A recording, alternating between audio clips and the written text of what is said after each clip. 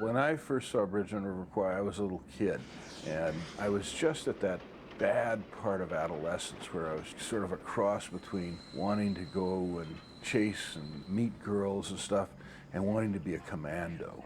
I remember I saw The Bridge on River Kwai and I was just totally blown away by it. I mean, it was just wonderful. It was the best movie I'd ever seen.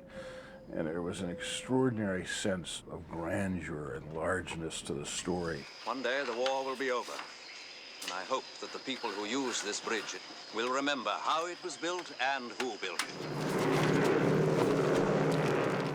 The Bridge on River Kwai has the best commando operation I've ever seen on film because everything goes wrong. He's in the trees. They land in the wrong place. One of the guys is killed. They take a different route to the bridge. Jack Hawkins gets shot in the foot, but they take him along anyway. But there's this wonderful sense of achievement that they will just keep going and keep going into this insane mission.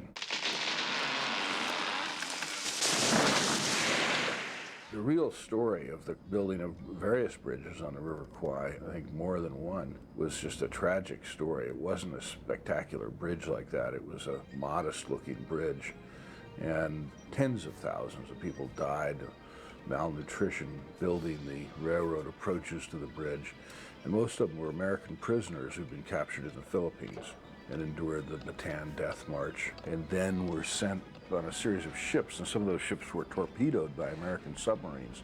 Even the survivors of that were picked up and sent then to the Kwai River in Thailand to build this bridge. And it's just a horrible story. And no one ever blew up the bridge or anything like that. Look, I'm not a Navy commander. I'm not even an officer. Who? No, the whole thing's a fake. I'm just an ordinary swab jockey, second class. The characters in the movie, to me, are the strongest thing in it because they're so extreme. I love the fact that you think William Holden is this naval officer and that he is sort of the typical American wise ass and all this. Then you find out that he's impersonating an officer and that he's a guy who was just an ordinary seaman and probably a bad character and all this kind of thing. As long as I'm hooked, I might as well volunteer. You get the man to their quarters. Tell Clifton to see to his sick. I'm going to have a word with this fellow. Alec Guinness is this total principled character that is incredibly strong, and it's not just the stiff upper lip, but the idea that trees like this were used to build a bridge next to the Tower of London, and it lasted 600 years, and he goes, 600 years. I mean, that's a wonderful character. You can't get a better character than that. And the fact that he won't give up. And then the same thing is true of Jack Hawkins. He's another character. He's an Oxford Don, and he's playing with explosives and sort of testing himself, seeing how close he can get to death all the time. And he won't give up. He won't stop. He's going to blow that bridge. And the whole wonderful thing, he says, I've been given the Kwai Bridge. I thought I might take a crack at it. You know, it's just all this sort of wonderful sport. Colonel Green has given me the Kwai Bridge. I'm going to take a team in and blow it up. Lucky you. I do not think you quite realize my position. I must carry out my orders. Oh, quiet. My orders are to complete the bridge by the 12th day of May. Time is short.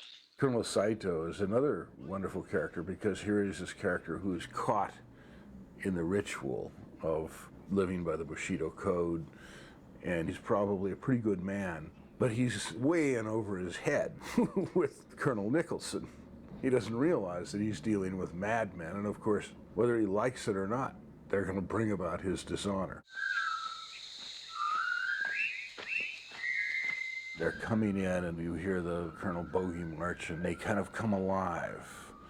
And you know that these men can be destroyed. You know what's going on there, what's liable to happen to them. And this whole idea that they're showing this pride in the face of this.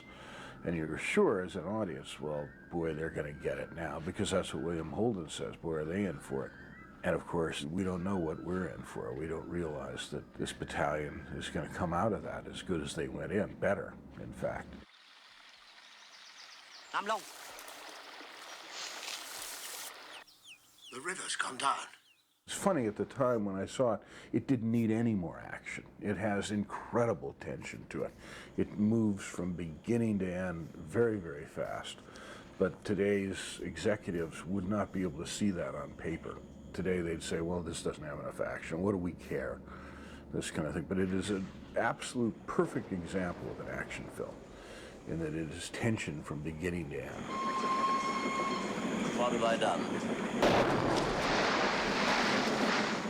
My interpretation of the ending is that he doesn't fall on it deliberately, that he just dies and falls on it, and it just happens to be there, and it goes off at just the right time, because he would never blow up his bridge. He's been doing everything he can to stop it, and he's not going to realize all of a sudden, my God, I've got to blow this up and blow this train up. I mean, that's not in his character. He just happens to fall over on the charging handle and it goes off. That's probably a bit of a Hollywood stretch, but it's okay because everything else is so wonderfully crazy in the end there.